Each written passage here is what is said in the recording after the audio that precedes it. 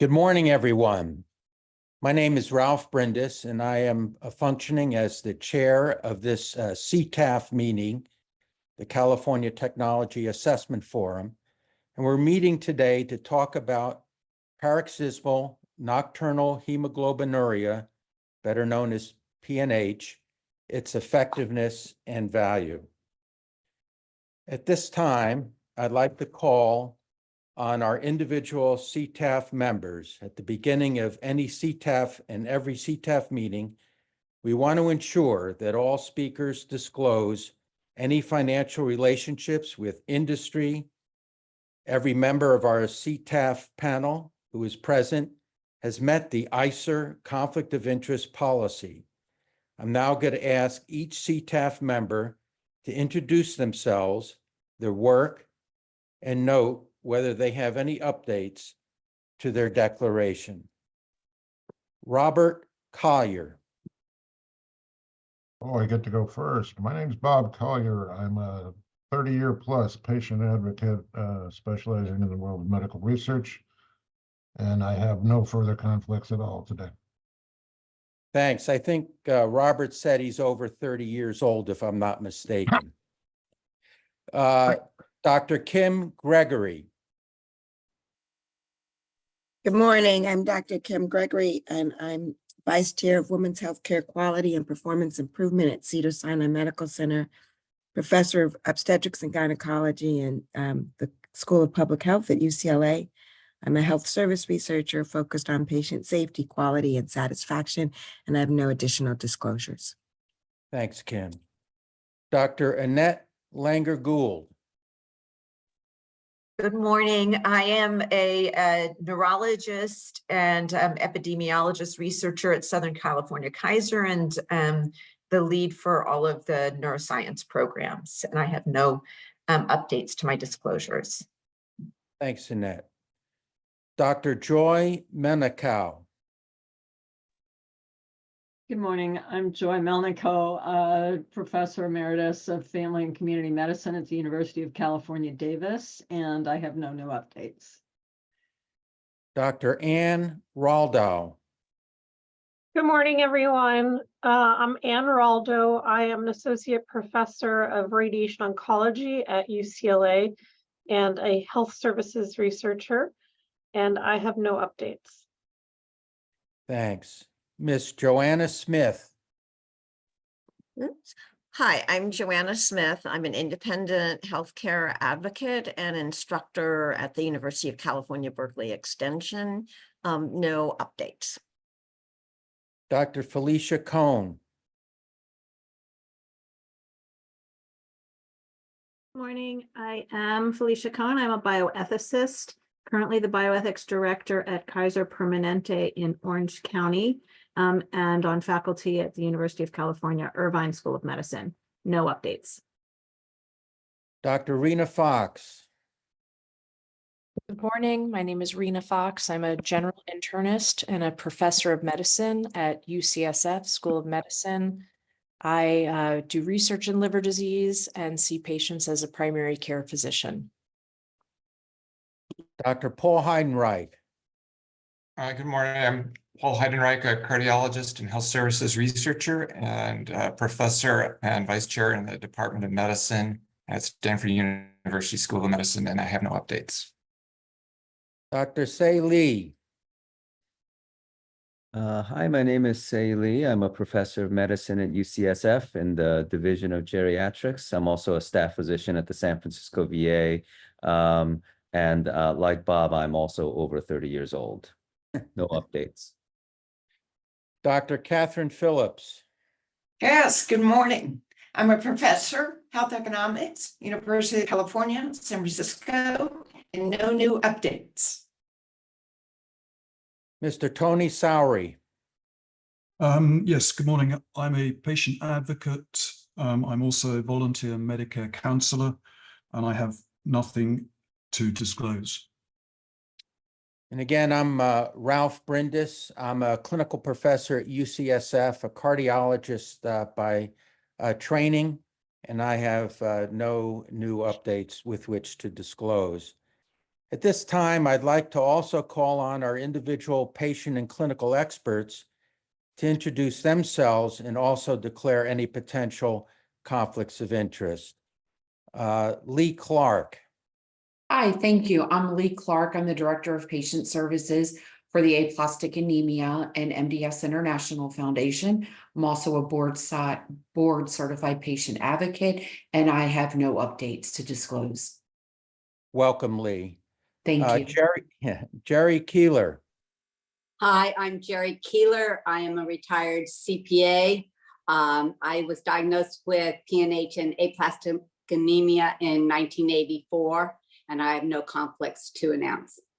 And welcome to you, Jerry.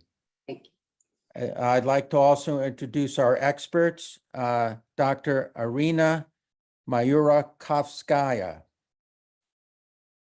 Hi, good morning. My name is Irina Murakovskaya. I'm an associate professor of medicine and oncology at Montefiore Medical Center, Albert Einstein College of Medicine. I'm also a chief of the hematology division.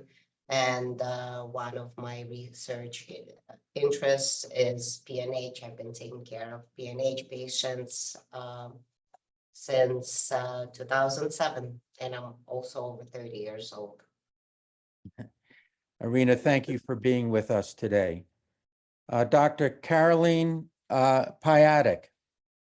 Hi, my name is Caroline Piatek. I'm an associate professor of medicine at the University of Southern California with expertise in non-malignant hematology, and have been involved in PNH and PNH research for some years now.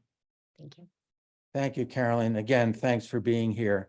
I'd like that all other speakers, including those on the public roundtable participants and anyone making public comments, they should also announce any financial relationships with industry or protect any potential influences on their judgment when they have their opportunity to speak. And at this time, I'd like to introduce our new president and CEO of ICER, Sarah Emond, to offer our ICER introduction. Sarah? Thank you so much, Ralph. It's a pleasure to be with all of you today. When we get started with every public meeting, we want to make sure that we ground the conversation in why we are here. As part of our process, we spend time talking to patients, their families, clinical experts, the manufacturers, and many others. But when we do those conversations, we are often struck by hearing about the lived experience. So today I want to share some of what we heard from one of the PNH patients that we spoke with. They shared, "My family worries about me a lot. Anytime I tell them I'm not feeling well, I can see in their face their concern, because when I was diagnosed, doctors said I'd be lucky to live 10 years. So that's in their mind. They expect any day that something could go wrong. And I never know when I'm not going to feel well. That's probably the toughest part, because I don't know when I'm going to have a bad day. So what's that like? First of all, I look really healthy. So when I tell somebody that I don't feel well, or that I can't stay any longer because I'm tired, it's like they don't believe me. And I'm one of the lucky ones who don't have a lot of side effects. I do get tired and have abdominal pain, but sometimes people don't believe me. I have a disability sticker so that when I have a bad day and I can't really walk very far, they can rely on that sticker." And one of the things we can cover on the next slide of why it's important first to center the patient lived experience is to think about why we're having this meeting at all. And so that's on the next slide, please. We're here today because we have new treatments for this condition. New treatments offer hope. When we have an FDA approval for a condition that might not have adequate treatment, or have treatments that have side effects that are difficult, then we have celebration. But what we have when we get that celebration of a new treatment are more questions. What are the risks and the benefits? How do these treatments fit with all of the other options that may exist for me? And what are the reasonable prices and costs to both patients, the health system, and other payers? And how do we balance all of that? in a way that can inform policy based on evidence that supports sustainable access to all care for patients.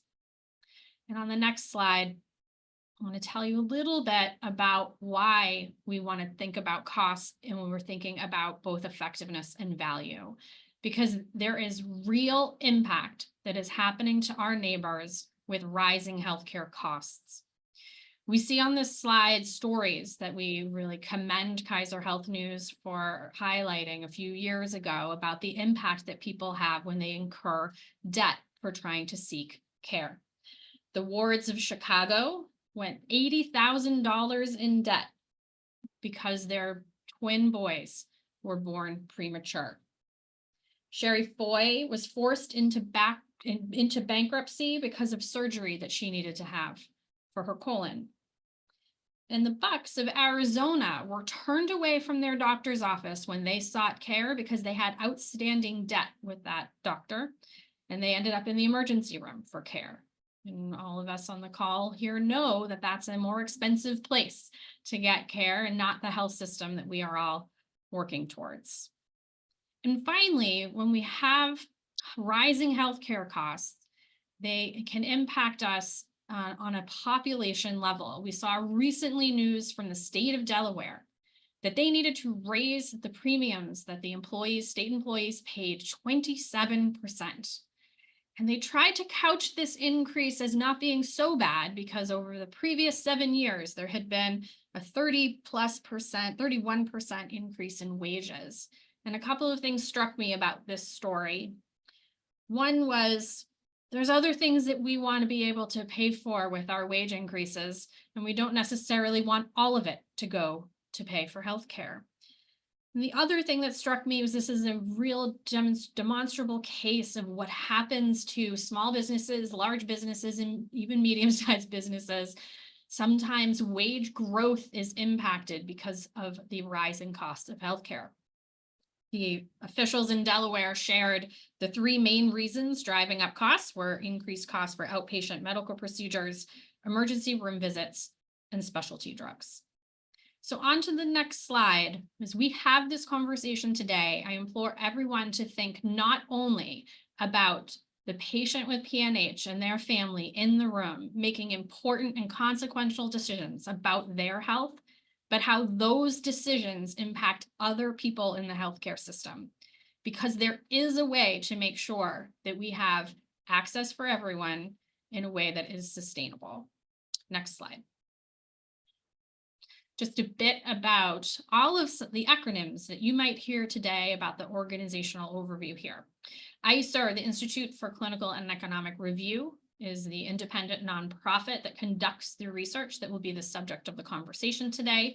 We are the conveners of the California Technology Assessment Forum, a group of independent experts in health economics, evidence-based medicine, patient advocacy, and health services research. They are here to deliberate on the evidence that we produced and produce votes on the comparative clinical effectiveness and the comparative value to inform conversations about evidence-based policymaking. Next slide, please. We just asked everyone to disclose their funding, and so we're doing the same. This is available on our website. It's updated every 6 months. You can see here that the majority of our research is, all of our research is funded by nonprofit foundations and individual philanthropy. The majority of our funding comes from those sources. The money that we do take from manufacturers, health plans, and others in the healthcare system is used only to support our annual policy summit and other related activities. That policy leadership forum is an area where we bring those sides together to try to tackle a big issue facing drug pricing policy. A list of every organization that has given us money over the last 12 months is also available on our website. Next slide. When we do our work, I mentioned at the beginning that we start by learning about the lived experience of patients and hearing from them and their families, but there are other important stakeholders that have things to contribute to our understanding, which is why we talk with clinical experts, and our deep thanks for those who are joining us today, the manufacturers of the products that we are studying, as they are experts in the evidence and value of these therapies, and other important stakeholders. The evidence analysis was conducted with a team based at ICER, as well as with our evidence author, Dr. Anil Makam, who will be introducing in just a moment. The cost effectiveness modeling was done by our colleagues at the University of Washington. You'll have a chance to meet them shortly. All of ICER's research is published for public comment and revision. If anyone is interested, you can see our response to comments on our website. And I do encourage those watching at home to have the evidence report handy. That is also available on our website, so you can follow along with some of the discussions that we'll have today. We also send out our reports for expert review, both clinically and from the patient perspective. The expert reviewers are listed here. Again, our deep thanks for the time they took and the input they gave to the report. Of note, none of these reviewers should be assumed to endorse any part of the report. The conclusions of the report are entirely ICER's. When you pull up that evidence report, if you're following along at home, you'll see there's several sections that will track how we talk about things today. A background, the patient and caregiver perspective, a section on the evidence itself, the comparative clinical effectiveness section, the long-term cost effectiveness section, and then our contextual consideration and potential other benefits section. All of that will be a part of the conversation today as the CTAF members deliberate and vote, leading to a policy roundtable at the end of our discussion. Next slide. So very quickly, the agenda for today, which you can also find online. We'll hear from Dr. Makam about the clinical evidence. We'll hear from Kung Ho about the economic model, and then we'll have some public comments and a break. The CTAF will return to deliberate on the evidence and take those votes, which will then lead into a policy roundtable discussion with all of the key stakeholders present to be able to inform how we think about policymaking based on the evidence that we talk about today. We expect to wrap up our meeting around 3 o'clock Pacific time today.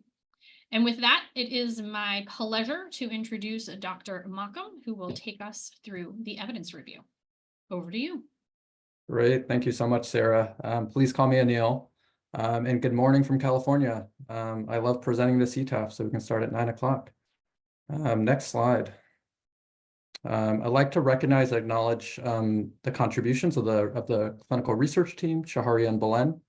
My institution, on behalf of my contributions on this report, received funding. We have no other financial conflicts of interest to disclose. Next slide. PNH is a rare acquired blood disorder characterized by the chronic destruction of red blood cells known as hemolysis and blood clots known as thrombosis. Hemolytic anemia causes fatigue and, if severe, leads to lifelong transfusion dependence. Thrombosis occurs in up to 30% of patients with PNH and is the most common cause of death. Regarding the epidemiology, it's a disease largely primarily of adults with a median age of onset in the 30s. It's a rare disorder with a prevalence of 10 to 20 cases per million, with an incidence of 1 to 2 new cases per million annually. It's a clinical diagnosis confirmed by an elevated clone size on a peripheral blood test, and there's effectively no cure, as bone marrow transplant is considered too toxic for most patients. Next slide. PNH is caused by the deficiency of 2 proteins, CD55 and CD59, which normally act to prevent hemolysis by a part of the immune system called a complement pathway. The predominant manifestations and most severe complications of PNH are because of CD59 deficiency, which leads to uncontrolled activation of C5 in the terminal complement pathway at the bottom of this figure, which leads to intravascular hemolysis and thrombosis. Next slide. As such, C5 inhibitors are considered the standard of care, as shown at the bottom of this slide, because they block C5 and thus stop intravascular hemolysis. Next slide.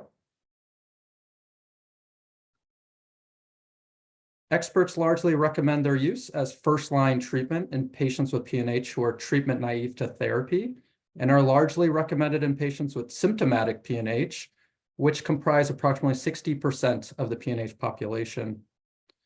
Ravulizumab is the preferred C5 inhibitor because of its 4-fold longer half-life, which is given intravenously every 8 weeks compared to eculizumab, which is given every 2 weeks as an infusion.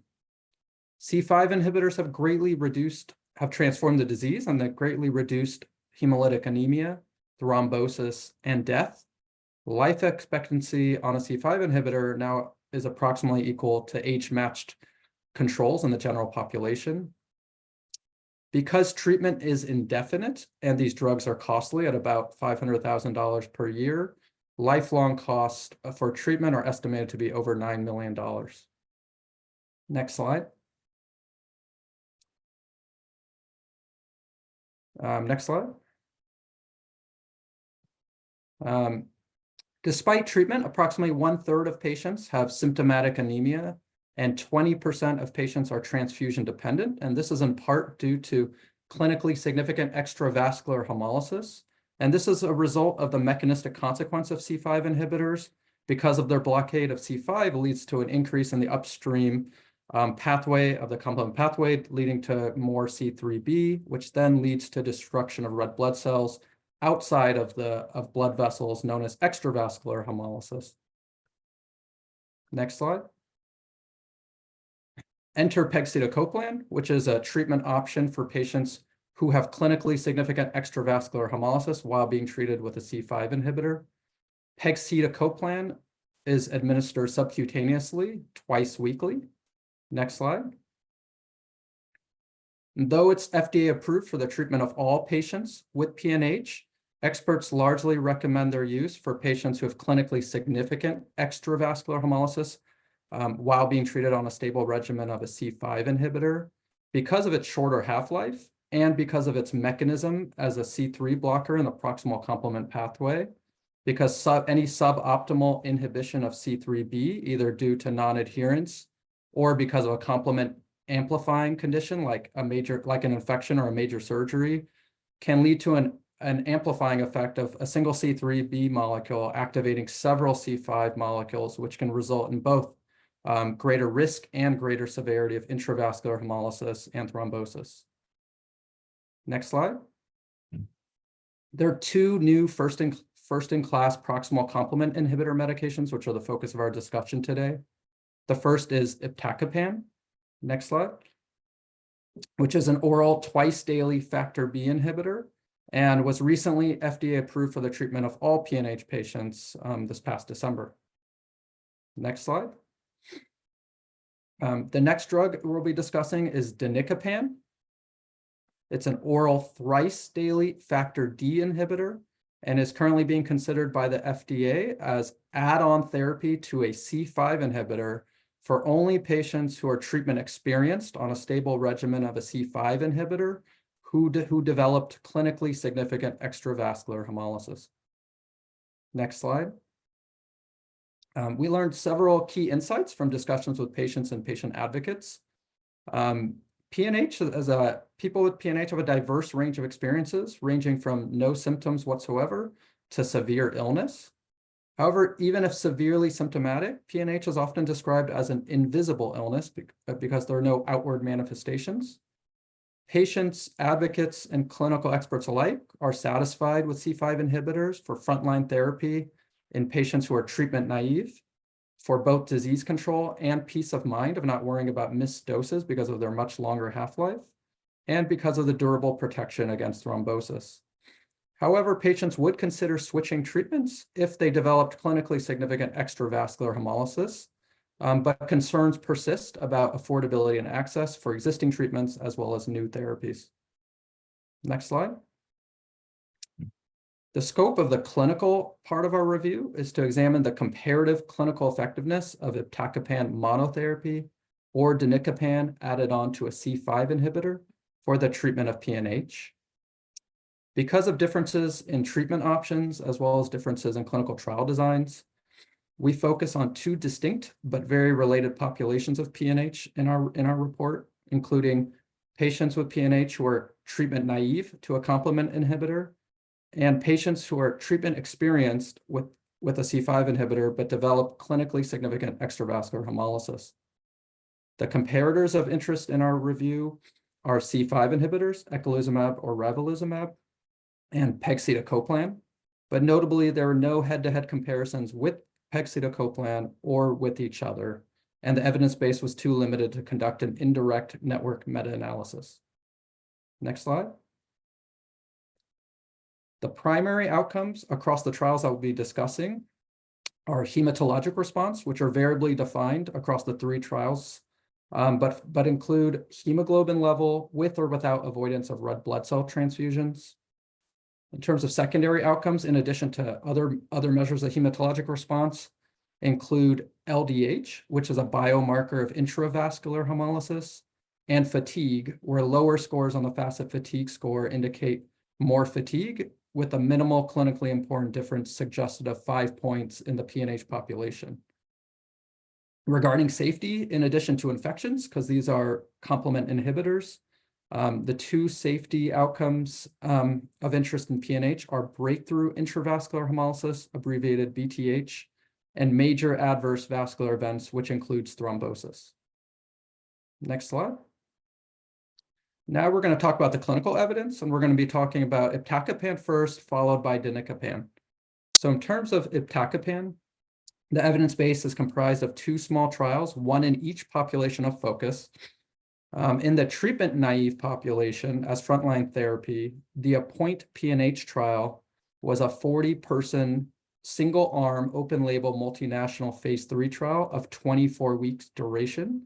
The trial included patients with confirmed PNH with hemolysis without bone marrow failure. The average age was 42, hemoglobin approximately 8, and 70% were transfused in the prior 6 months. Now switching gears to think about the population who are treatment experienced with a C5 inhibitor who developed clinically significant extravascular hemolysis.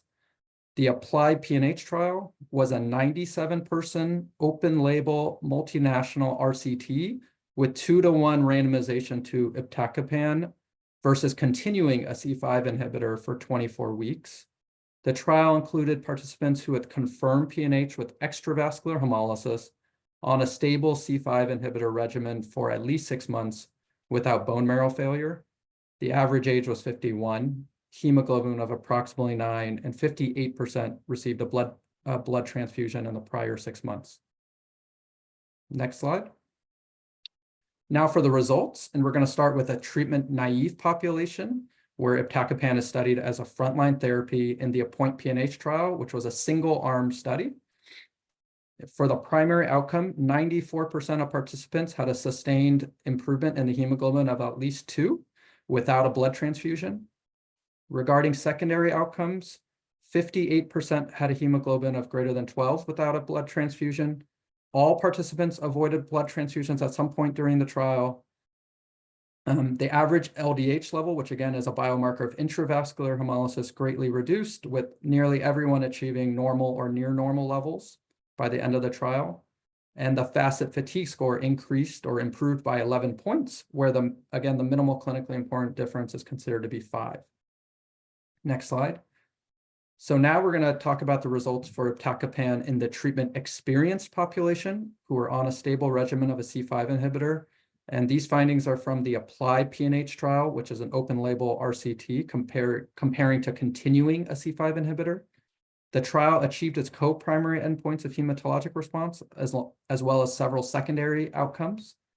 85% of participants in the iptacopan arm had a sustained improvement in the hemoglobin of at least 2 without a blood transfusion, compared to 0% of the C5 inhibitor arm. And 70% achieved a hemoglobin of at least 12 without a transfusion, again, compared to no one in the C5 inhibitor group. For secondary outcomes, 95% achieved transfusion avoidance at some point during the trial, compared to 40% versus the C5 inhibitor.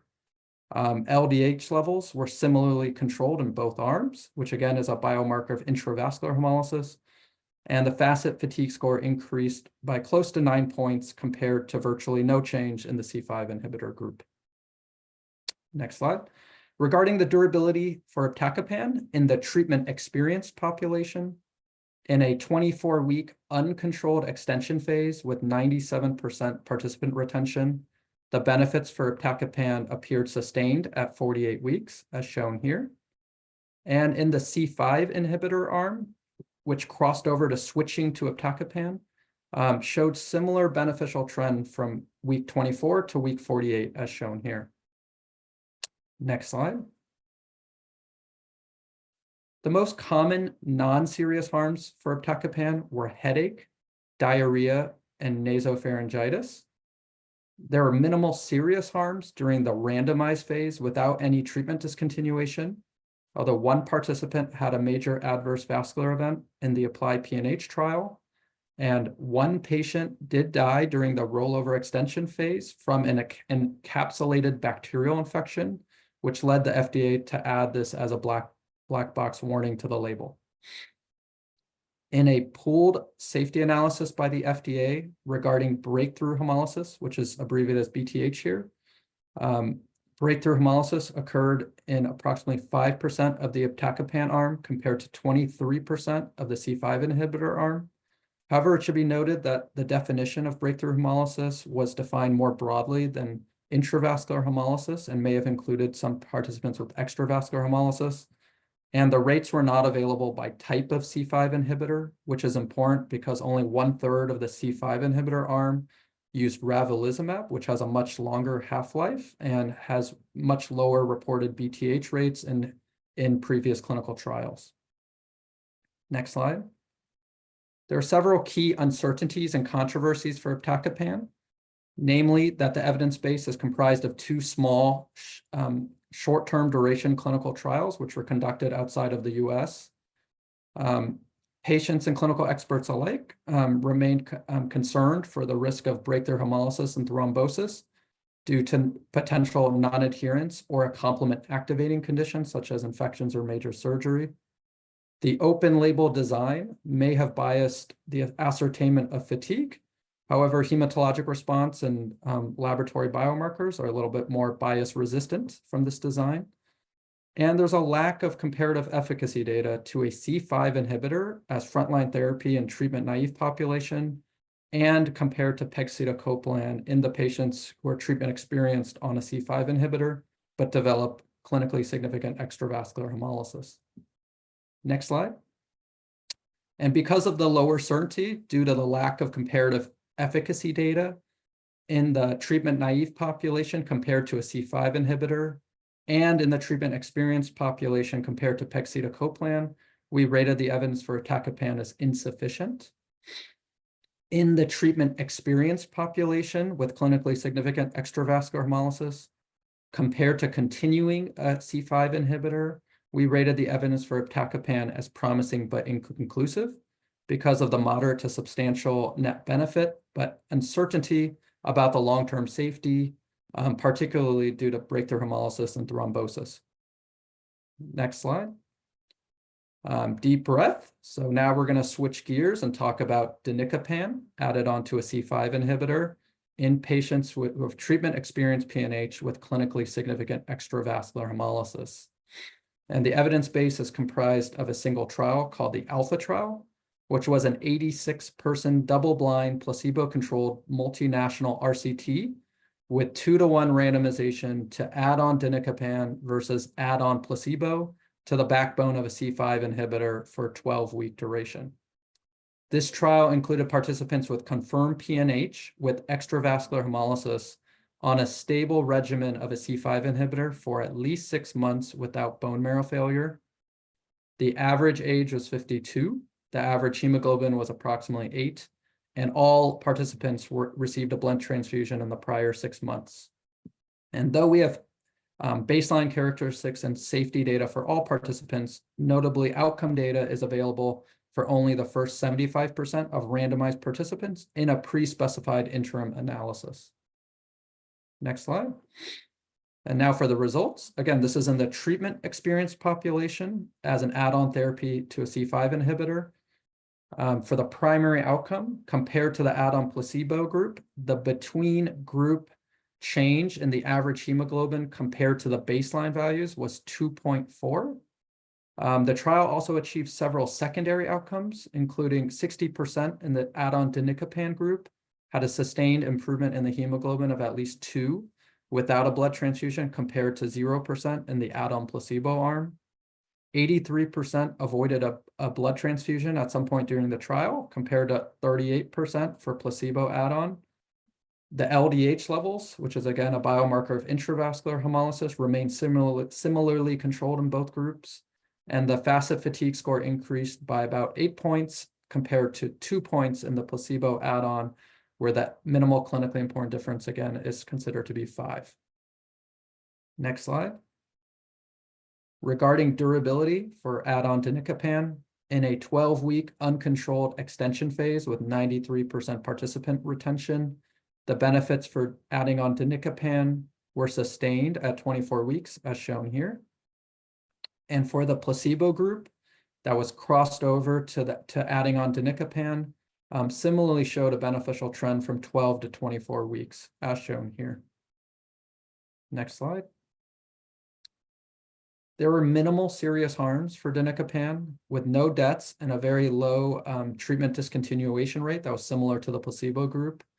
The most common non-serious harms were headache and elevated liver enzymes. There was non-serious hemolysis observed in 4% of the danicopan group compared to 0% of the placebo arm. And in 80, excuse me, in 80 treatment-exposed participants, there was 1 clinical breakthrough hemolysis without treatment discontinuation. Next slide. There are several uncertainties and controversies for danicopan. Again, namely that the evidence base is comprised of 1 small short duration trial with efficacy data available for the first 75% of participants. But notably, there's no concern for breakthrough hemolysis and thrombosis as an added risk, since danicopan here is being added to a C5 inhibitor. And there's no head-to-head comparison to pegcetacoplan for patients who develop clinically significant extravascular hemolysis while being treated with a C5 inhibitor. However, qualitatively, all 3 proximal complement inhibitors, pegcetacoplan, iptacopan, and add-on danicopan, appear to have a similar hematologic response. Next slide. And because of the lower certainty due to the lack of comparative efficacy data, again, in the treatment-experienced population with clinically significant extravascular hemolysis, compared to pegcetacoplan, we rated add-on danicopan to a C5 inhibitor as insufficient. However, compared to continuing a C5 inhibitor alone, we rated the evidence for add-on danicopan in this population as comparable or better because of the moderate certainty of a modest to substantial net benefit. Next slide. Regarding potential other benefits and contextual considerations, because of its oral formulation, iptacopan was considered to be more convenient and could improve access to care, especially for patients who do not live near an infusion center to receive a C5 inhibitor. However, this added convenience does not apply to add-on danicopan because it's being added on to a C5 inhibitor, so it does not provide the greater convenience or access. Next slide. We received several public comments during our draft report phase. For iptacopan, received a comment to consider other potential benefits, including access, time, and travel gains, as well as productivity loss from C5 inhibitor infusions. We agree with these benefits, and these were accounted for in a scenario analysis in our economic modeling, which my colleague Kung Ho will be discussing later today. For danicopan, we received a comment to clarify that the interim analysis of the first 75% of randomized patients was pre-specified as the primary analysis set of the study. And we received a comment pertinent to both drugs that the improvements in fatigue, while more modest than the improvements in hematologic response, were considered clinically meaningful compared to the minimal clinical important difference. Next slide. In summary, iptacopan appears well tolerated and may have moderate to substantial net benefit for treatment-experienced patients with clinically significant extravascular hemolysis. However, there's uncertainty about the long-term safety, particularly breakthrough hemolysis and thrombosis due to either non-adherence or a complement amplifying condition. And there's a lack of comparative efficacy data to pegcetacoplan as a switch option in the population who develop clinically significant extravascular hemolysis, or to a C5 inhibitor as frontline therapy in the population who is treatment naive. Danicopan added onto a C5 inhibitor appears safe with moderate certainty for modest to substantial net benefit. And while there's no concerns for an added risk of breakthrough hemolysis and thrombosis, there are also no gains in convenience or access to care because patients would would be taking both the C5 inhibitor and danicopan indefinitely. Next slide. And with that, I'd like to thank you for your attention, and I'm happy to take any questions. Well, thank you so much, Anil, for that incredibly lucid, terse, but incredibly packed presentation. So I'm now going to open this forum up for questions for either Anil or any of our clinical experts. Rena? Thanks, Anil, that was fantastic. I have a question about the treatment naive patients. So you said in the beginning that 60% of PNH patients are symptomatic, 40% therefore asymptomatic. Are the treatment naive patients asymptomatic and that's why they're treatment naive? Or why are they treatment naive? Because if they're asymptomatic, then you're starting off your treatment naive trial with a less symptomatic group, or are they treatment naive for some other reason? Yeah, good question, Rena. Nice to see you again. You know, for the clinical trial, symptoms are not part of the inclusion criteria, but in clinical practice and how experts are prescribing these drugs, and I'll let our experts chime in as well. Treatment is largely reserved for patients who have symptomatic PNH, typically classic PNH. PNH is usually divided into 3 groups where there's a subclinical just based on the clone size. There's another group of people who have bone marrow failure who have an elevated clone size but don't have the hemolysis and thrombosis complications. And so usually treatments are reserved for people who either have symptoms or really elevated clone size and at risk for those complications, which is why not everyone who has PNH and is treatment naive would be considered eligible for treatment in clinical practice. And Caroline and Irina, if you have other things to add, I would appreciate your expertise. Yeah, sure. I mean, I think some of the people that are treatment naive would be people that newly met the criteria for treatment or clinical or for trial eligibility. So they could be early on in their disease course. I would also mention for these multinational studies that there are countries where patients don't have good access to therapies. In a clinical trial, maybe if they live somewhere else, they might have gotten treatment earlier, but a clinical trial represents an option for treatment that they might not otherwise have access to. Thanks. 100%. Kim? Yeah, thank you. This is a follow-up to Rena's question in that it says that usually they're symptomatic or it's really bad, severe if the clone size is greater than 50. But if I'm looking at table 3, all their criteria for enrollment was the clone size greater than 10. So again, I'm just wondering if the patients were healthier who were in the trial. Yeah, it's a great question, Kim. So that 10% is usually the standard cutoff to confirm a PNH diagnosis. PNH clone sizes tend to be bimodal, where they're either on the lower end or on the very high end. And again, kind of as you suggested, 50% is the rough cutoff where people become worried, even if they don't have symptoms, or if people have symptomatic hemolysis.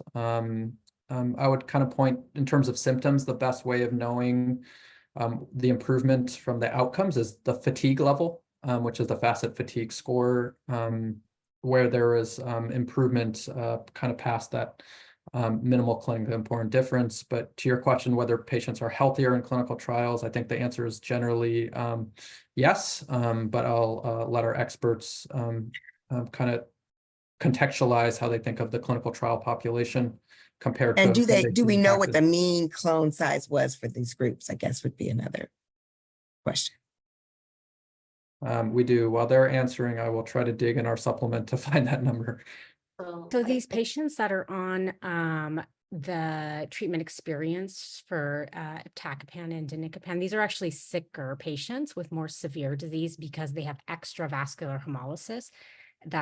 So they're the people who don't have good hemoglobin responses on C5 inhibition. So this actually represents a more sick population and so again, we were talking about these clinically relevant extravascular hemolysis makes up about 20% of PNH patients. So there's a big subset of patients who are doing very well on their C5 therapy. And these are people who have residual anemia due to extravascular hemolysis despite C5 therapy.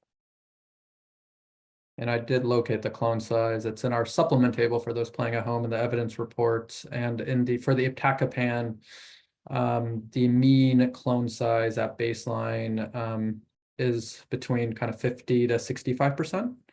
And in the it's not reported for the danicopan group, which is the clinically significant extravascular hemolysis group that Caroline was just talking about. Thank you very much. So the reason you're seeing the 50% is because we have the data that people with clone size above 50% are at very high risk of thrombotic events. But you can have clinically significant hemolysis with much smaller clones. So that's why, that you see this discrepancy. With clone size above 10%, you can definitely have clinically significant hemolysis that results in anemia, worsening quality of life, as well as thrombosis. Thanks, Irina. Say? Yeah, I feel like the trick in this evidence review. So first of all, I guess, Anil, that was just an amazing job of condensing a huge amount of data.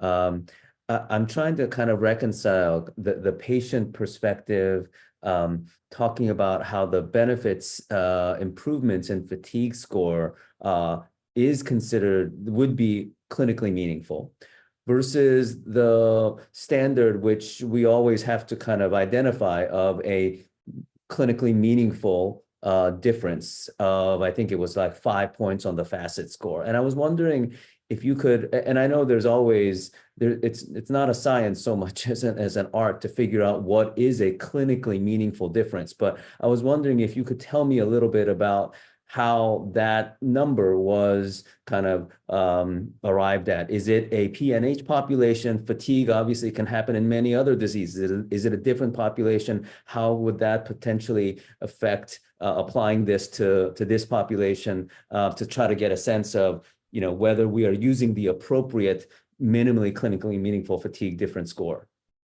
Yeah, thanks, Say.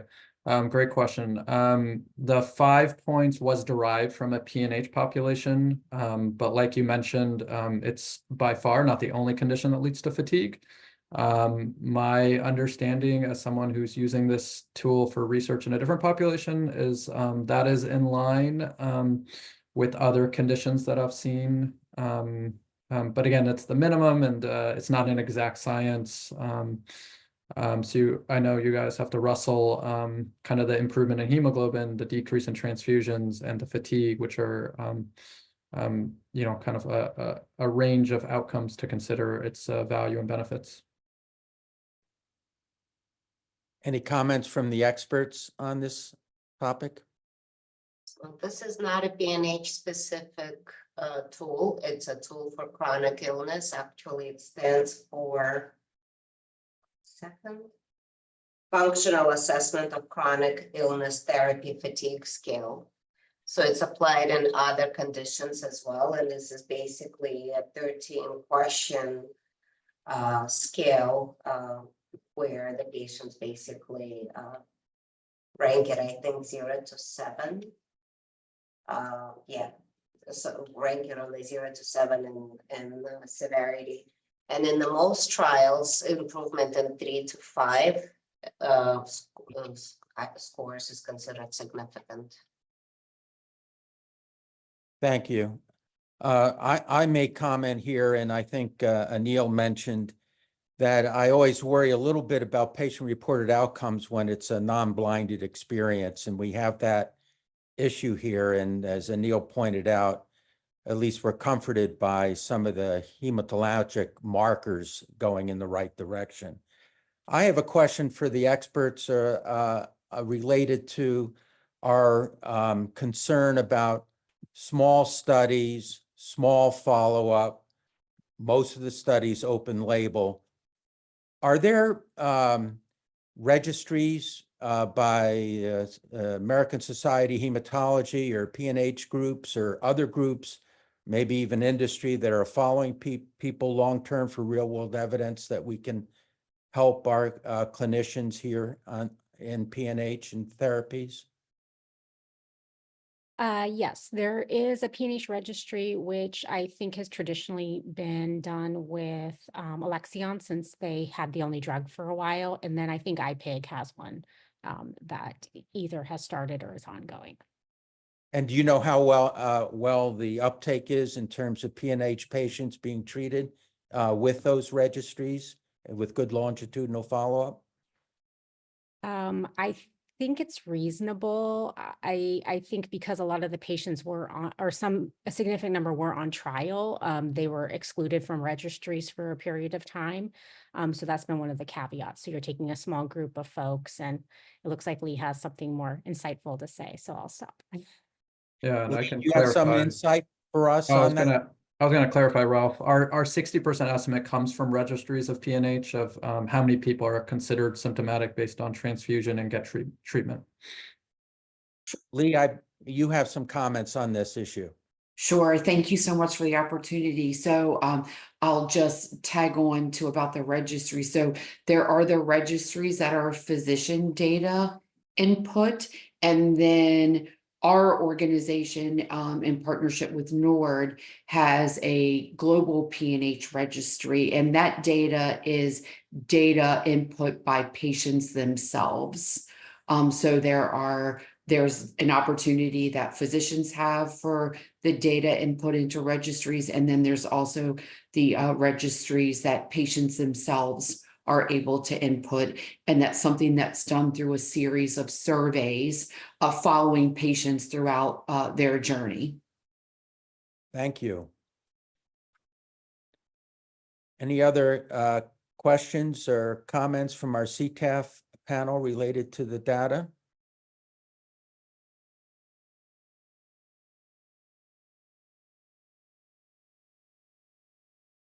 Any comments from our experts, patient representatives at this time?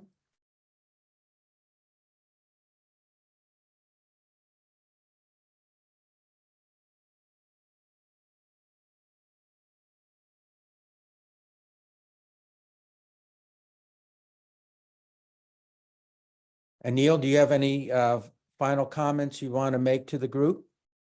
Just to clarify the FACIT fatigue scale, it goes from 0 to 52. So a 5-point change is 10% on the absolute of the absolute score range. And that's about it. Thank you again for your time. I either stunned you into confusion or clarity. Yeah. Well, I mean, you know, the shame that I see related to the data is that I wish we had some more double-blind studies and more comparative studies with which we can make our assessments for, because the drugs seem very exciting, but we have some inconclusive data related to the lack of comparators and the lack of being blinded. I thought it was an opportunity that we should have available to us. Say? Yeah, I guess I would echo that. I think certainly being a rare disease, I am not expecting trials of 500 people per arm. But I don't see why.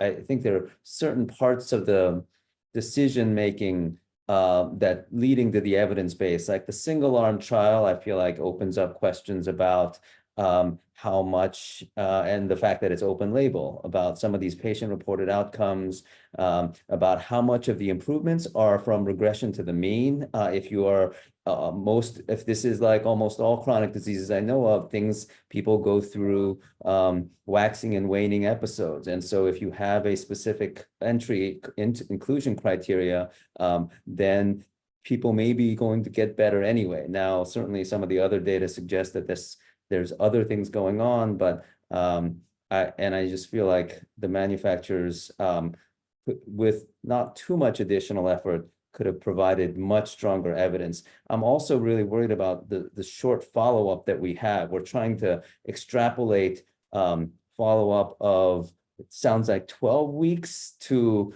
a lifetime's worth of treatment. And so it's just, there's, that just feels like a lot of extrapolation. Yeah, so I share your frustration, Ralph. Jerry? Thanks, Sai. I just wanted to make a comment.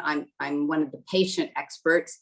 I've been on Solaris for 10 years, and whenever I see the opportunity to be on a trial, I don't really want to join a trial. So I think the point about it, it's only going to be the sicker people or the people who are not able to work. It doesn't work with the current ones are going to be in any kind of trial. And you know, as serious as this disease is, any of us are going to take a real hard look before we're willing to do a trial period. So that's what makes finding people to be even on a trial like this very difficult. And as someone mentioned, it is an orphan disease, so there aren't a lot of us who are sick. So it's difficult.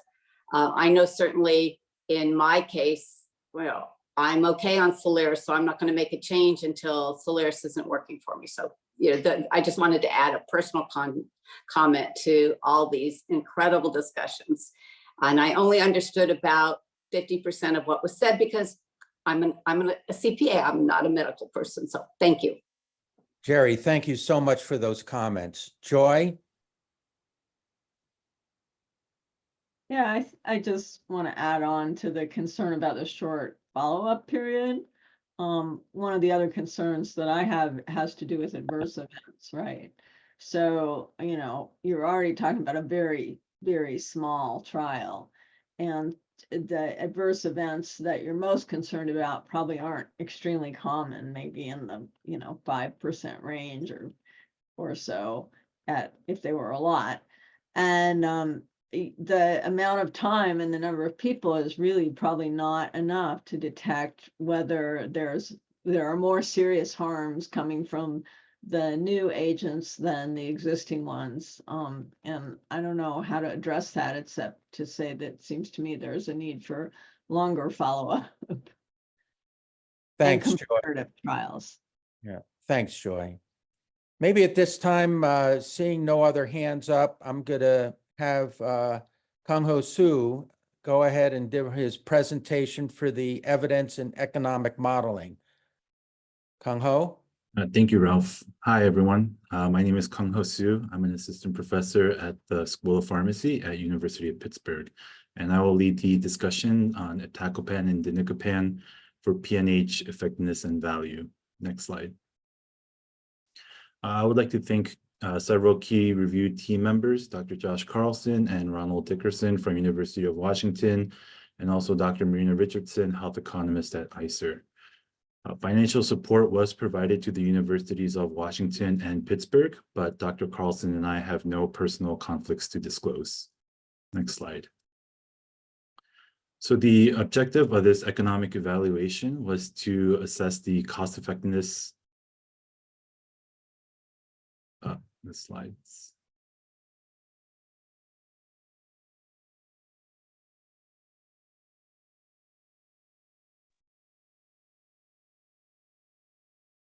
Kang-Ho, we'll see if the staff can get the slides back up. Okay. Economists don't need numbers, right?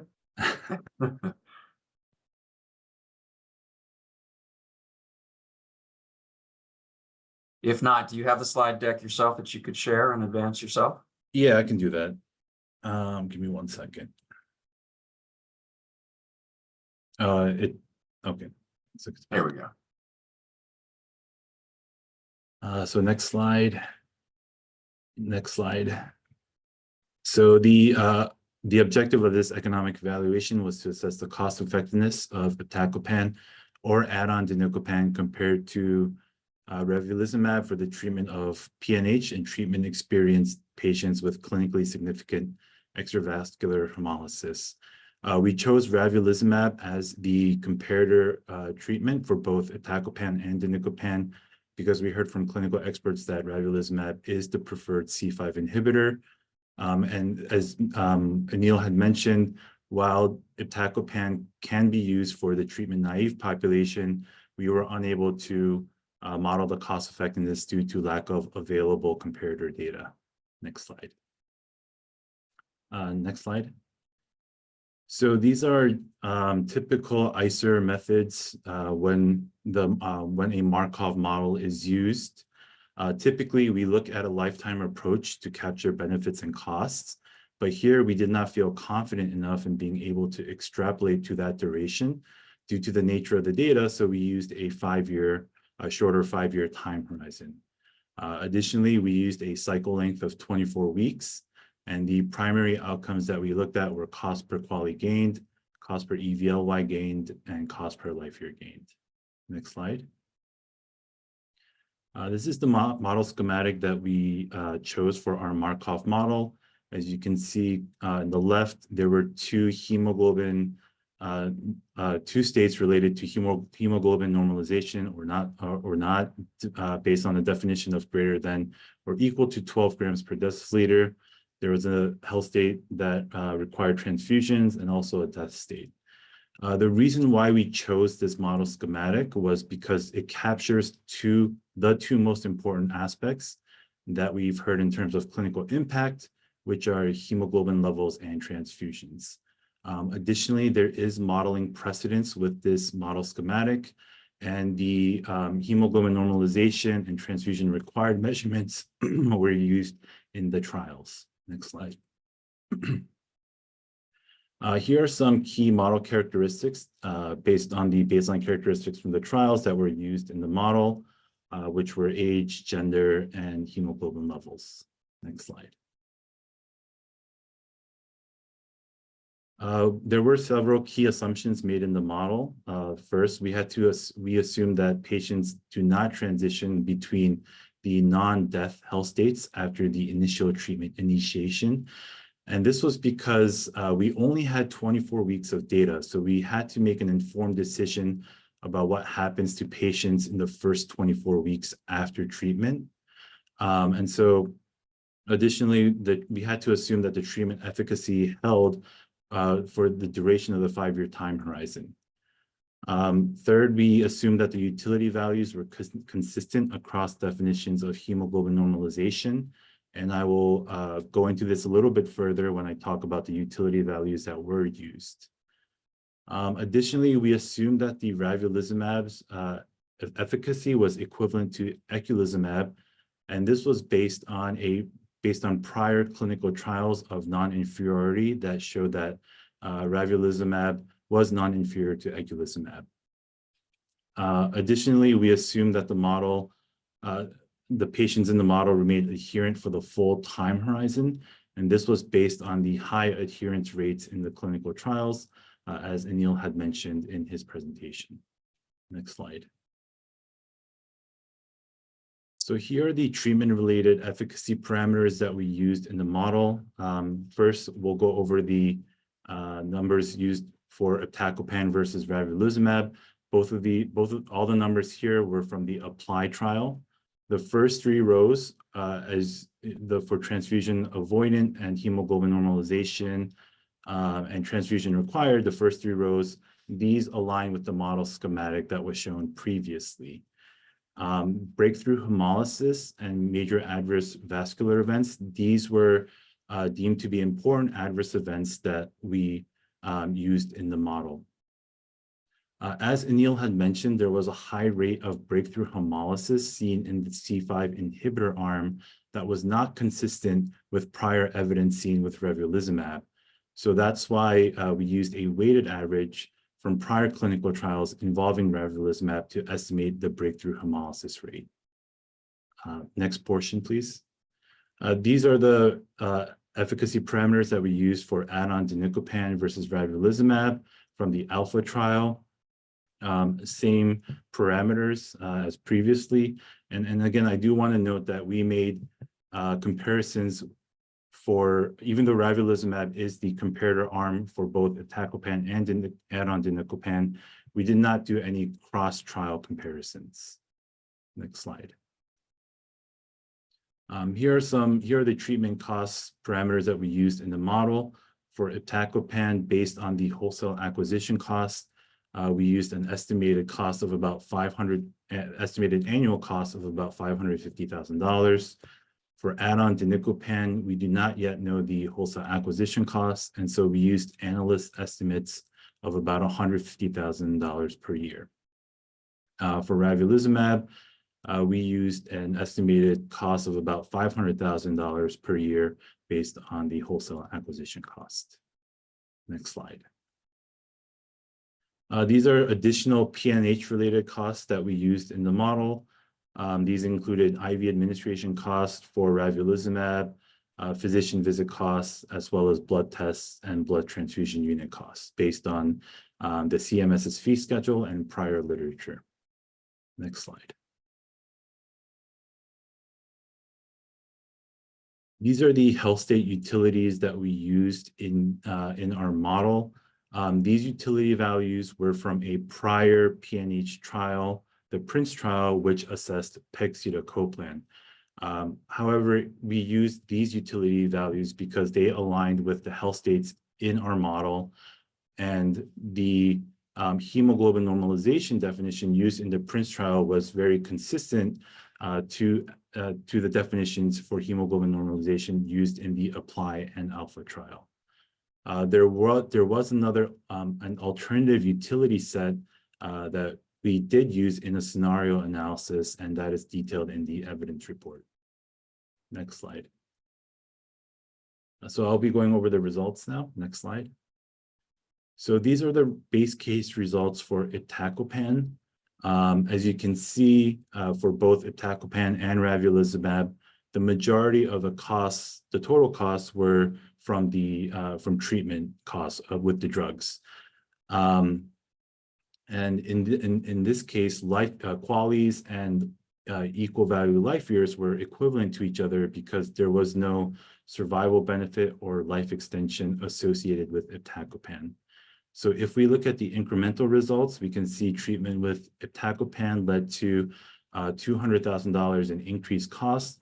With that increased cost came gains of about 0.15 QALYs or EVLYs.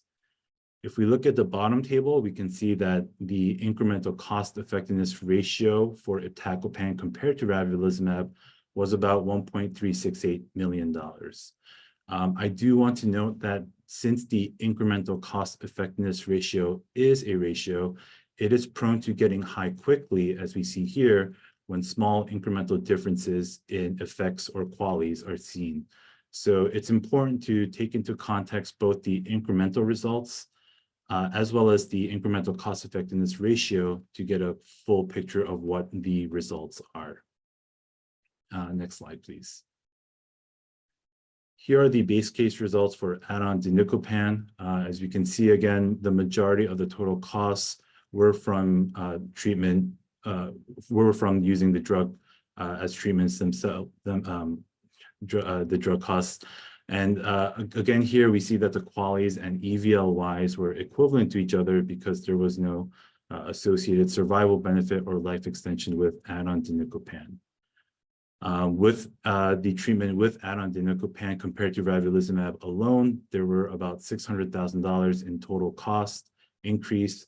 Along with that came a gain in about 0.06 QALYs or EVLYs. This led to an incremental cost effectiveness ratio of about 9.5 million per QALY or EVLY gained. Next slide, please. We conducted a one-way sensitivity analysis for iptacopan to see what are the most influential parameters in our model. And as we can see from this tornado diagram, some of the most influential parameters were the cost of iptacopan, as well as the utility values that we used. Next slide. This is the one-way sensitivity analysis for add-on dinicopan. Here we can see that the most influential parameters were some of the utility values that we used related to hemoglobin normalization or not being normalized, as well as the number of transfusions required. Next slide. We also conducted a probabilistic sensitivity analysis where we varied all parameters simultaneously to see what proportion of the times in our 1000 simulations was iptacopan or add-on danicopan cost effective at commonly accepted thresholds.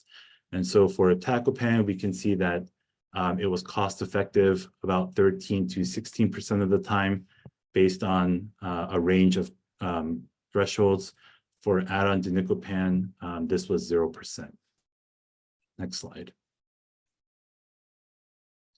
So based on the base case results, these are the threshold prices that we calculated for iptacopan and add-on danicopan to be cost effective at $100,000 per quality or $150,000 per quality. And for iptacopan, currently the estimated cost is about $550,000, but the annual price to be at the threshold of $100,000 or $150,000 per quality gained, the annual price would have to be about $507,000 to $509,000. And to reach these threshold prices, a discount of about 7.5 to 7.9% would be needed. And there is only a small discount needed here to get a cost-effective threshold because it is a sensitive model. Next slide. We also ran several scenario analyses. The first had to do with looking at the modified societal perspective. Additionally, we did one where we looked at the lifetime time horizon, the alternative set of utility values that I previously mentioned, and the higher rate of breakthrough hemolysis rate for ravulizumab that was seen in the APPLY trial instead of the 2.3% that we used based on previous evidence. In all four of these scenario analyses, our conclusion about the cost effectiveness of iptacopan or danicopan did not change. We also ran a scenario analysis where we capped the cost offsets at $150,000 at any year. And if we go to the next slide, this scenario, in this cost offset cap scenario, the health system cost offsets generated by a new treatment are capped at $150,000 per year, but are otherwise assigned entirely to the new treatment. So in this case, for iptacopan, in the first year, for example, we saw a cost offset of about $500,000 with the treatment of iptacopan. So in this scenario analysis, we capped that cost offset at $150,000. And so the remaining $350,000 was no longer credited to iptacopan. And the health benefit price benchmarks using this cost offset scenario could be considered when a large percentage of the traditional value-based price comes from the cost offsets of the comparator therapy. And we saw that in this case, 97% of the annual threshold price for iptacopan was from comparator cost offsets. Additionally, the scenario could be used as the health benefit price benchmark when the comparator therapy is not known to meet common cost effectiveness thresholds. And prior economic models of C5 inhibitors versus supportive treatment did not result in favorable incremental cost effectiveness ratios. As you can see, these were estimated to be around 2.27 million per additional quality gained. Next slide. So using the $150,000 cost offset cap scenario, these were the health benefit price benchmarks that we calculated. For iptacopan, to reach the 100,000 to 150,000 threshold, the annual price would need to be 178,000 to 180,000, and the discount needed to reach these threshold prices was around 67%. For add-on danicopan, the annual price remained the same as the traditional threshold analysis at around $12,000 to $13,000. Danicopan, the price for add-on danicopan did not change because the cost offsets never reached $150,000 for add-on danicopan. Next slide. There were some limitations to our model. Primarily, we were limited to publicly available data. And so, as I mentioned, we were reduced to estimating the initial cycle, and we were unable to model what happens after the first 24 weeks because we were unable to calculate transition probabilities as the manufacturers did not provide us with that data. Additionally, we were only able to evaluate these treatments in the treatment experienced populations. And the clinical data that we did use to inform the model parameters were limited to small sample sizes and short follow-up periods. Next slide. The breakthrough hemolysis rate used, so we also received some comments after our draft report. The breakthrough hemolysis rate used for, had to do, the first comment that we received was breakthrough hemolysis rate used for ravulizumab in the iptacopan comparison. I mentioned how we revised that rate that we used because of the prior evidence that we did see for ravulizumab being much lower than what we saw in the APPLY trial. Additionally, we received comments that we did not include certain modified societal costs around productivity. However, we felt that we did incorporate all necessary modified societal costs, and compared to recently published societal models, we found similar results compared to the previous models.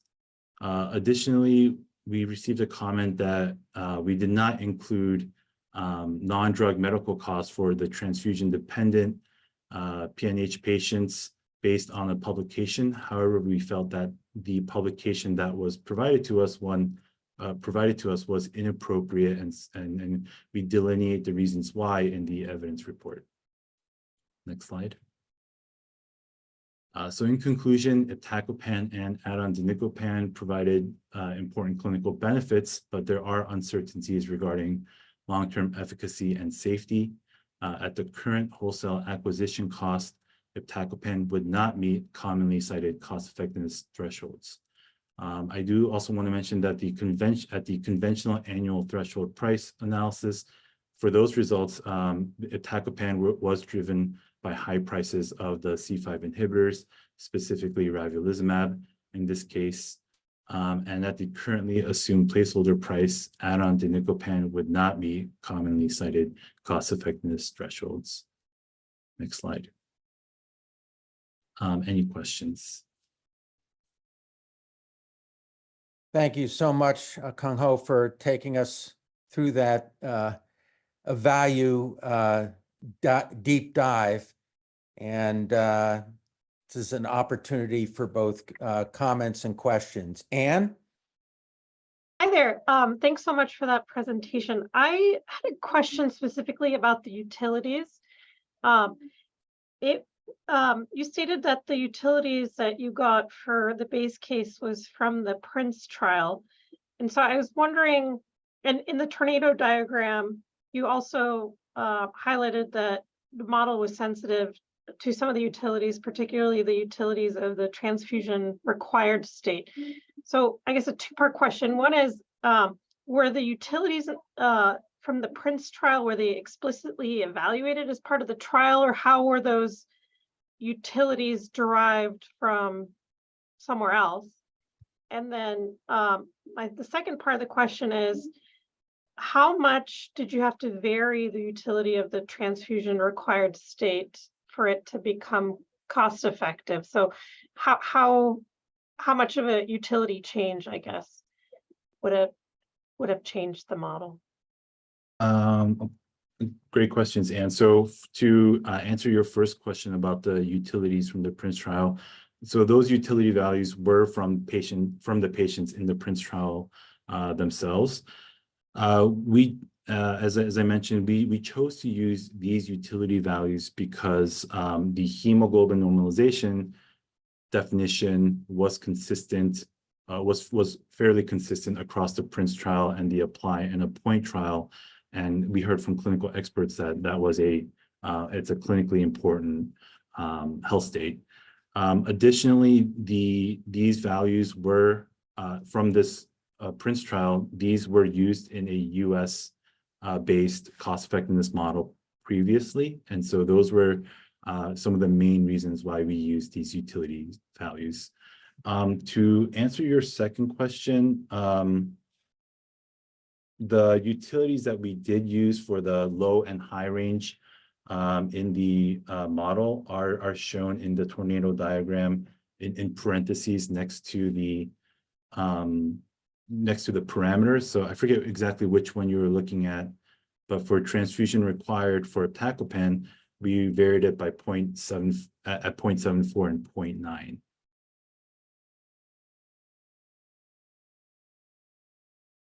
Thank you.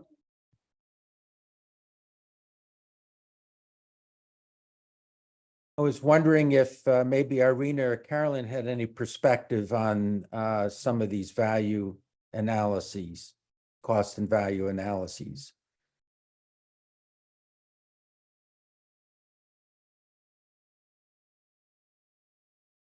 Okay, Steve? I usually don't ask a question here, but I think it will come up later if it's not raised now. Two things. One, Kung Ho, can you briefly explain on your one-way sensitivity analyses? It shows that as you vary the utility levels, you can get a dominant effect. You can get cost saving out of the treatment. And I wasn't quite sure if you had an easy explanation for why changing utilities alone could lead to cost savings. So for iptacopan, for example, for that utility of transfusion required state, when we took the low end of 0.74, for example, we found that treatment with iptacopan led to increased costs as well as lower qualities. And so that's why it goes all the way down to the ICER of about -2 million. Additionally, when we took the high end of about 0.9, the incremental cost effectiveness ratio went down to about $500,000, which is why the low input value result is kind of covered up by the high input. So again, just to be clear, as you increase the utility of the, or I guess decrease the utility of the transfusion required state, so make that worse to require transfusions, the qualities go up. So I can understand why the incremental cost effectiveness ratio would improve, but I don't understand how it could become a negative. It still would be, it would somehow help. I'm just in some kind of mental box here where it makes it feel like that would change the costs and not just the qualities. So only the qualities would be impacted. So if we change the utility of the transfusion required state to 0.9, right, the costs remain the same, but now the qualities no longer are no longer positive, they become negative. The incremental differences in the qualities become negative. So you're dividing a positive number by a negative number. Okay. Not really directly related, but also I think of interest from almost a policy perspective. So the companies, or one company for iptacopan, looked at their own specific fatigue score as a secondary outcome. Is there can you explain why that was or was that not helpful at all in trying for you to map out quality of life? So we did in the data request stage, we did ask for quality of life measurements specifically for iptacopan that we could use. However, we didn't receive that data, so we were limited to what was publicly available, and that was from the Prince trial. So you couldn't create a crosswalk, in other words, between a fatigue, clinically significant improvements in fatigue and a clinically significant improvement in quality of life. There was just no way to do that crosswalk? Correct. Yeah, we were not aware of a method to do that crosswalk. Okay. I mean, did the company say that they had done, the other kind of outcome that you would use to do that would be an EQ5D or something else. Was there anything else though done to your knowledge, does it exist anywhere that would map that facet score to quality of life? Not that I'm aware of, but Okay, we can talk about it more than in the future research part of the meeting later on. Say? Yeah, I am going to do the terrible thing and have two questions to kind of different people. So the first question is going to be more towards, I think, the clinical experts about how stable the utility state of transfusion dependence is over time. So I guess my clinical experience with people being transfusion dependent are, bad sickle cell patients who, as they are transfusion dependent for longer and longer, it becomes harder and harder to find transfusions that they will not cross-react to. And so it actually becomes even though initially it may not be such a terrible thing, over time, it becomes a more and more terrible thing. And so as modelers, we kind of think of this as, well, this is the utility, and this is going to be the utility forever. And I wonder if that is actually a valid assumption for transfusion-dependent states. So that's the first question. The second question is more maybe a comment to Steve or kind of the way that we do this. It does, I'm going to maybe talk a little bit about, I feel like the idea of a complete cost offset at 150,000 doesn't quite seem right. I do want us to incentivize the system and maybe have something where some of the savings is directed. And so in the future, having maybe a 50-50 of some of the cost of somewhere between no cost offset to 150,000 cost offset, I think those results would be helpful. I'm just kind of mentally trying to put my mind in between the two extremes that you mentioned, but that sort of a cost savings would hopefully incentivize manufacturers to incentivize things to do research in very high cost areas to try to save money so that they are incentivized to do that, but that society gets to share some of those savings as well. Good comments. Okay, I'll start with the first one. So with regards to the need for chronic transfusions, you're right. I mean, we do have difficulty finding blood for patients who require repeated transfusions due to antibodies. And then additionally, they can develop iron overload and have sequelae of that. So oftentimes they're on chelation therapy. So, now more meds. And then unfortunately, if you're not able to keep up with that iron overload, they can have cirrhosis, heart failure, et cetera, all of those manifestations of chronic iron overload. And I was kind of wondering if Felucio, who was the senior management team representative on this, would like to answer the other question. I'm happy to, but Felucio, would you like to take that one? No, well, I can start, and Steve, you can follow up on that. I think, you raise a good point, and honestly, these are some of the things we hope that we're going to be able to discuss during this meeting, because it's the reality of it, right? That there is, we want to make sure that those incentives for manufacturers remain, and that's why we're, again, presenting these two approaches so that we can wrestle about that. At the same time, we also want to be sensitive to the fact that we are not building upon a cost ineffective system. So these are real policy conversations that we need to talk about. That was perfect. The only thing I would add is that the 150 is actually not all the way at one end of the spectrum versus 0. So if you think that, again, the treatments that iptacopan would replace are costing around $500,000 a year, that is the full cost offset. And so 150,000 is kind of giving them credit for that much. So it is actually, it's not technically right in the middle, but 150,000 is selected. And this goes back to work that we did over 9 to 12 months with a lot of different input around this situation, around what do we do when we're looking at treatments that would replace or prevent costs that are very, very high and clearly kind of not cost effective on their face.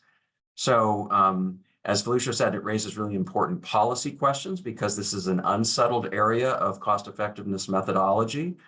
And we just think it's important for all policymakers and stakeholders to wrestle with that question of how do we think about especially fair pricing in the context of this kind of situation.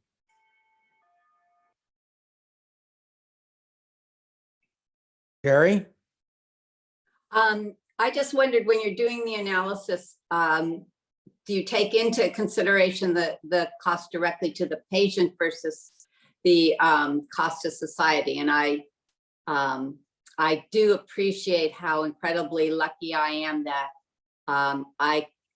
when I was on regular patient insurance, I could afford the $7,500 annual deductible I had to pay, and I could afford my premiums. But now I'm very lucky I'm on Medicare. So since I went on Medicare, I haven't paid a dime, and I'm on Solaris, and you all know how expensive that is. So that's probably, you know, from a patient's point of view, we're going to be, I understand the societal cost, but we're also very concerned about what it's going to cost us directly. So just wanted to mention that. Sure. Yeah, thank you for that comment, Jerry. While we didn't do a patient perspective analysis, we did a modified societal perspective analysis where we took into account productivity loss due to missing work due to the travel to the clinic to receive ravulizumab, and we found similar results to prior literature, but that didn't really move the needle in terms of whether iptacopan or anondinocopan is cost effective. Great. Thank you for your comment. Sorry, and Jerry, go ahead. Stay tuned for your own commentary later, because I'm going to ask you more about that in the context of some of these new treatments being pills may raise questions about how the insurance coverage will change what patients are required to pay out of pocket. So we are going to tackle that head on when we hit the policy roundtable. Joy? I was just having similar thoughts. You know, if you're getting a medication that's an IV infusion on Medicare, that's covered under Part B, maybe. But if it's a pill, it's going to be Part D, and the Part D is a little bit of the Wild West anyway. But the out-of-pocket cost to patients are likely to be substantial for a very expensive oral medication. Thanks, Joy. Robert? Rah for everybody to get to this particular stage of this discussion, and I'm sure Steve will drive it home. But that's a really big point to point out to people. You're talking about actually taking a very expensive world that these patients have in some sense benefited from, and putting a hell of a lot of the burden probably right back on them in terms of cost and making them pay for the benefit of having pills is like completely counterintuitive to what we all like envision as development. So I hope we really keep driving this one home, and this one, that's very frustrating. Thanks, Bob. Kim? Since this is a day of extrapolation, can the experts help us a little bit with the compliance rate of oral meds for some of the other hematologic disorders that patients are taking?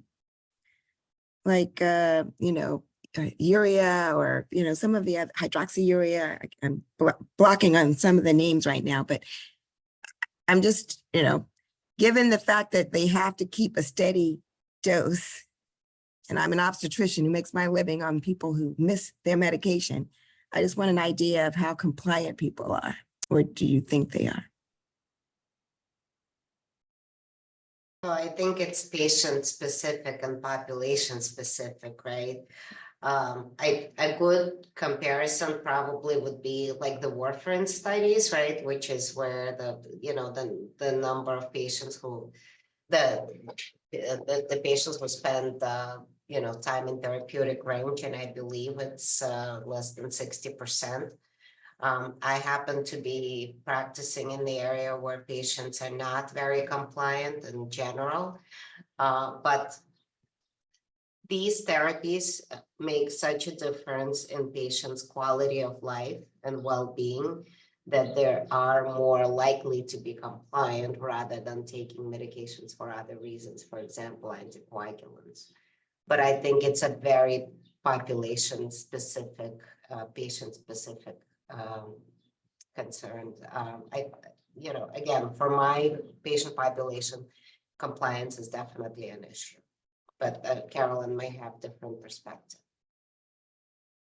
Yeah, I mean, I think we know that compliance goes down with the frequency of dosing of the medication. So BID compliance is going to be lower than once daily, and the TID is going to be lower than BID. So that's a real problem. I think, we hope that if patients understand the consequences of not taking their medications, that they're more likely to be compliant. However, I think, I don't know the exact numbers, but in CML, where there is a pill, they've done compliance data and they've shown that patients do skip their medications. And I'm sure that is similar is borne out in other cancer drugs as well.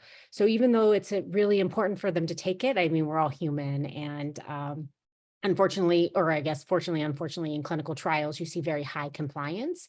And I think one of our concerns is about the real world compliance for this very serious life-threatening disease. And perhaps feeling better will have people want to take their medication more, but I'm not sure that that's going to be, enough for everybody to take their meds. Yeah, and Carolyn, you gave another reason why of the importance of long-term registries and real-world data, particularly as we enter the world of oral drugs for this disease.